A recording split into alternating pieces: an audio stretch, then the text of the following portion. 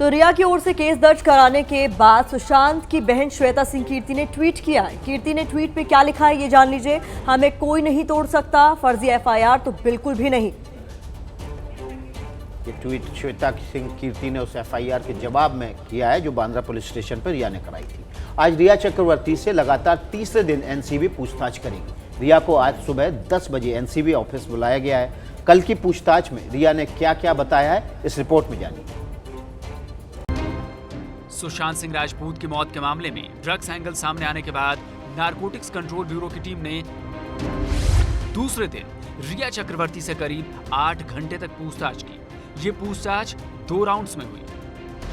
ये जो पहले राउंड की पूछताछ थी ये काफी देर तक चली, करीब 3 घंटे तक ये पूछताछ चली और उसके बाद सिलसिला शुरू हुआ आमने सामने बैठाकर पूछताछ करने का। दूसरे चरण की पूछताछ में रिया को तीनों आरोपियों शोविक, दीपेश और सैमुअल मिरांडा के आमने सामने बिठाकर पूछताछ की गई। सबसे पहले रिया को उसके भाई शोविक के सामने लाया गया।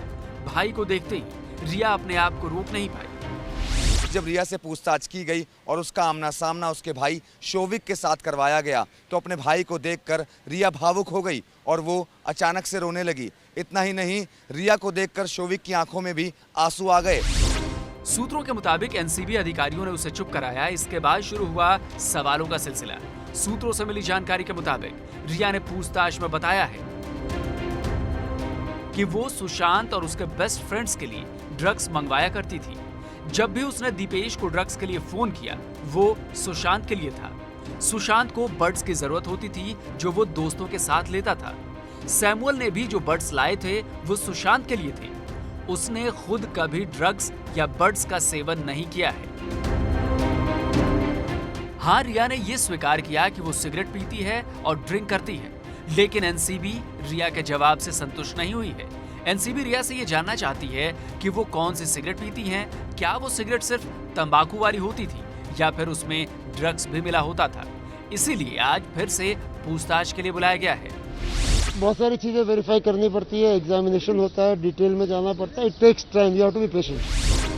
अब तक की जांच में शोविक, मिरांडा और दीपेश ने यह बताया है कि रिया उनसे ड्रग्स मंगवाती थी और पैसे भी रिया ही देती थी और वो पैसे सुशांत के अकाउंट से निकाले जाते थे। रिया ने यह भी बताया है कि शोविक के जरिए बासित परिहार 5 बार मिला था। बासित शोविक से मिलने घर आया करता था। रिया जब आज एनसीबी के दफ्तर आई थी तो उनके हाथ में एक बैग था, लेकिन जब वापस गई तो बैग नहीं था। अभी तक ये साफ नहीं है कि आखिरकार उस बैग में था क्या। हालांकि सूत्रों ने बताया कि रिया की गाड़ी में बैग पहले ही पहुंचा दिया गया था। 9 लोग इसमें गिरफ्तार हो चुके हैं। लगातार छापेमारी चल रही है और आने वाले दिनों में और भी गिरफ्तारियों की इस पूरे मामले के अंदर संभावनाएं हैं। कैमरामैन आदर्श नायर के साथ मनोज वर्मा, एबीपी न्यूज़, मुंबई।